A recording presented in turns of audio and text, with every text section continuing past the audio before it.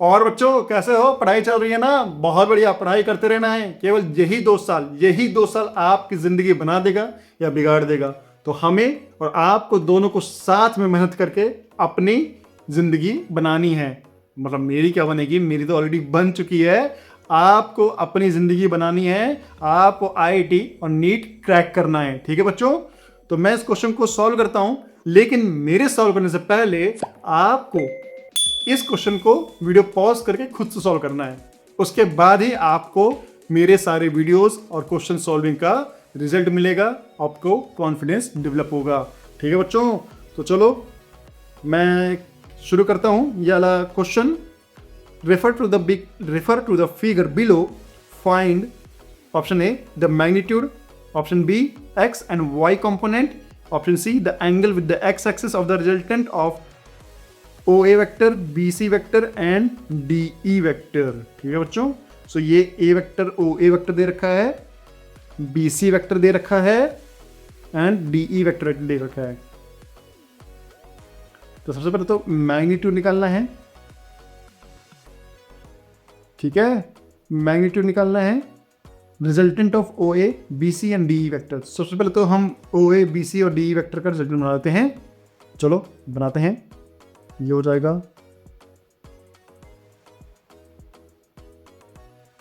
OA vector, ये हो जाएगा BC वेक्टर, OA और ये है BC। ठीक है बच्चों, और उसके बाद DE वेक्टर।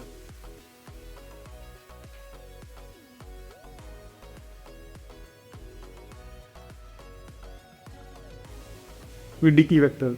तो बच्चों फाइनल रिजल्टेंट क्या हो जाएगा इसका, कुछ ये होने वाला है।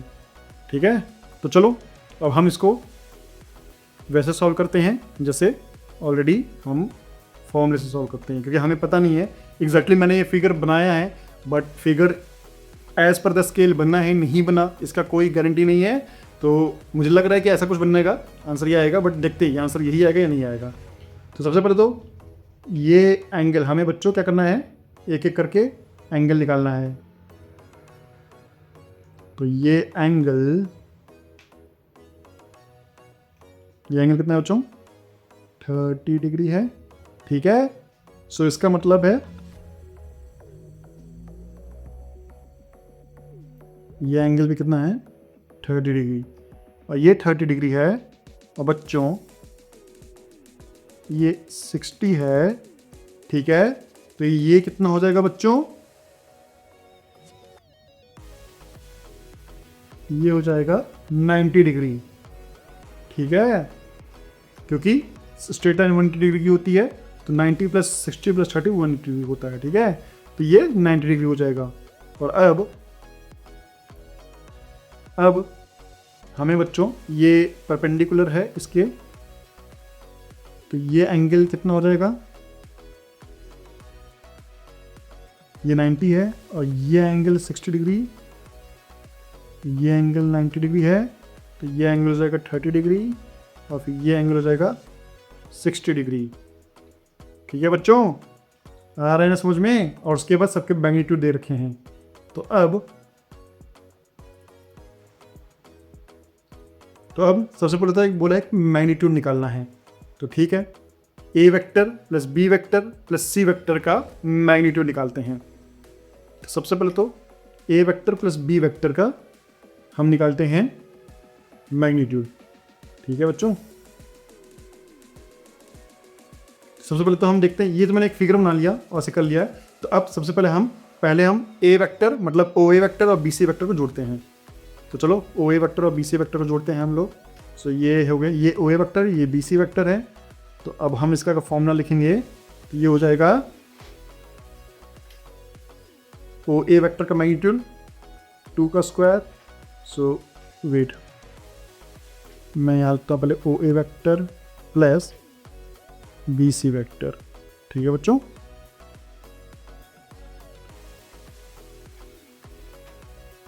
का मैग्नीट्यूड ये हो जाएगा। लेकिन बच्चों मैं आपको एक आसान तरीका बताता हूँ, है ना, बेसिकली मैं आपको क्यों इतना टफ वाला मेथड से ले चल रहा हूँ, आपको मैं बहुत ही आसान तरीके से इस क्वेश्चन को बताता हूँ कि कैसे करोगे आप। ठीक है, सबसे पहले तो हम हर वेक्टर को कंपोनेंट में तोड़ लेंगे।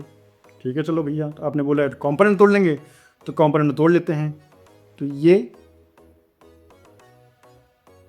ये कंपोनेंट हो जाएगा बच्चों 2 cos 30।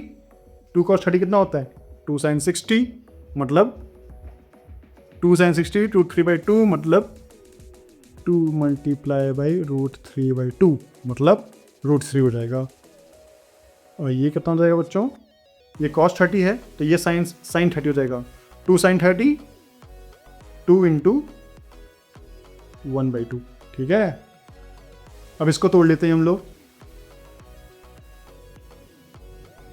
मैं दूसरे कलर से तोड़ता हूं इसे। ये वेक्टर हो जाएगा 1.5 cos 60। cos 60 मतलब sin 30 और 1.5, सो 1.5 मल्टीप्लाई बाई 1/2, क्योंकि sin cos 60 मतलब sin 30 मतलब हाफ। हाँ, sin 30 बेसिकली बच्चों क्या होता है 1/2 होता है। ठीक है, और ये वेक्टर कितना हो जाएगा 1.5 sin 60, सो ये हो जाएगा 1.5 इंटू साइन 60 मतलब कितना होता है बच्चों, साइन 60 कितना होता है, साइन 60 होता है रूट 3/2। ठीक है, बिल्कुल भी कंफ्यूज नहीं होना। चलो अब ये वेक्टर को तो तोड़ने की जरूरत नहीं, क्योंकि ये वेक्टर ऑलरेडी 90 डिग्री पे है, वाई एक्सिस पे है, तो हमें एक्स और वाई एक्सिस पे मैंने सारे वेक्टर तोड़ लिए हैं। तो चलो अब मैं लिखता हूँ इनको, O A vector is equal to root 3। ठीक है बच्चों, रूट 3 आई कैप, क्योंकि एक्स एक्सिस में है, प्लस 1 जे कैप क्योंकि वाई एक्सिस में है। ये तो ओ ए वेक्टर हो गया।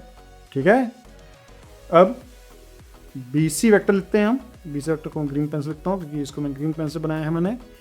B C vector is equal to 1.5 को 3/2 लिखूंगा मैं, सो -3/4। ठीक है, 3/2 मल्टीप्लाई बाई 1/2 3/4 जाएगा, और चूंकि माइनस एक्सेस में तो माइनस लग जाएगा आई कैप। जे कैप कितना हो जाएगा बच्चों 3/2 3 रूट 3 जे कैप। ठीक है, और डी ई वेक्टर कितना हो जाएगा, एक्स एक्सिस में तो उसका 0 है, और वाई एक्सिस में चूंकि ये माइनस वाई एक्सिस पे है तो इसको हम -1 जे कैप लिखेंगे। ठीक है, अब बच्चों आपको O A B C D vector आ गया, जैसे मैंने आपको पिछला क्वेश्चन कल मैंने सॉल्व करके बताया था आपको, वैसे ही आप इसको सॉल्व कर लोगे। सो रिजल्टेंट हम कैसे लिख लेंगे, रिजल्टेंट हम लिखेंगे बच्चों O A vector, white pen से लिख देता हूं मैं,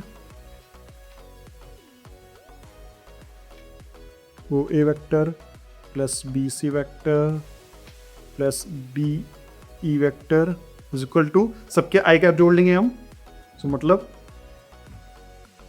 रूट 3 -3/4 आई कैप, क्योंकि 0 तो 0 हो जाएगा, प्लस 3 रूट 3/4 प्लस 1 -1, तो ये तो 0 हो जाएगा। ठीक है बच्चों, मैं लिख लेता हूँ +1 -1 जे कैप। इसका मतलब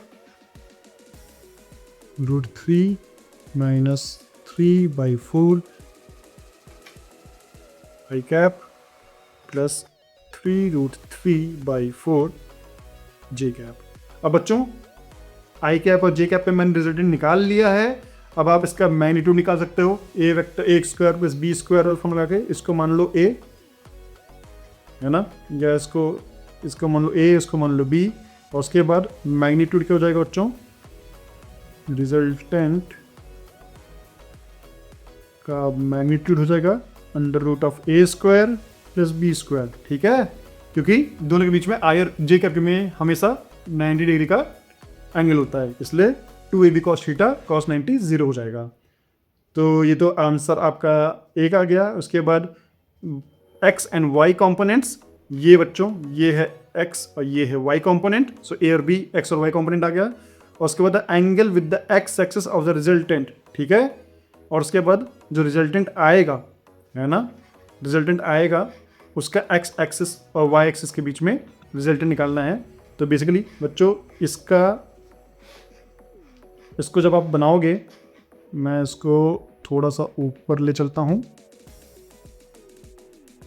तो अगर ये है √3 - 3/4, ये इसका मैग्नीट्यूड हो गया और इसका मैग्नीट्यूड हो गया 3√3/4। सो मैं अगर इसका बनाऊंगा डायरेक्शन, तो ये कुछ बनेगा, ठीक है बच्चों। और ये थीटा एंगल कितना होता है बच्चों, थीटा कितना होता है परपेंडिकुलर अपॉन, या फिर मैं थीटा एंगल को मिल सकता हूँ tan theta equal to 3√3/4 divided by √3 - 3/4, ठीक है। सो यहाँ से थीटा आ जाएगा, ये रिजल्टेंट का थीटा है और रिजल्टेंट आपका ये मैग्नीट्यूड ये हो जाएगा। तो बच्चों बहुत ही आसान है क्वेश्चन, बिल्कुल भी घबराना नहीं है। मैंने सारे ऑप्शन निकाल लिए इसमें। मैग्नीट्यूड ये है इसका मैग्नीट्यूड, मैं उसको अलग से कर देता हूँ। ये है इसका मैग्नीट्यूड, ये है ऑप्शन ए, ठीक है। Option B X and Y component, so ये है इसका एक्स कंपोनेंट और ये है इसका वाई कंपोनेंट, ठीक है। और उसके बाद द एंगल, और ये है इसका एंगल। तो आप ऐसे करके आप अच्छे से क्वेश्चन को सॉल्व कर सकते हैं। और अगर आपका, मुझे बेसिकली आप इसका एग्जैक्ट आंसर निकाल के बताएं, ठीक है। अगर आपका आंसर मेरे मेथोडोलॉजी से या मेरे आंसर से मैच कर रहा है तो आप बहुत सही डायरेक्शन में जा रहे हैं। आपका IIT और जेई, बेसिकली IIT जेई और नीट क्रैक करना तो तय है, ठीक है। लेकिन जो बच्चे कहीं पे भी जरा सा भी कंफ्यूज हो रहे हैं, उन बच्चों को मेरे सारे थिएटिकल वीडियोस जो मैंने बना रखे हैं, प्लेलिस्ट में डाल रखे हैं, उनको देखना बहुत ज़रूरी है। उसके बाद आप इनको, ये क्वेश्चन इसलिए आपको फिर हलवा लगेंगे, हलवा तो बिल्कुल भी घबराना नहीं है, हलवा बना के खा लेना है, ठीक है। चलो बच्चों, मिलता हूँ नए एक्साइटिंग इंटरेस्टिंग क्वेश्चन के साथ नेक्स्ट वीडियो में। तब तक के लिए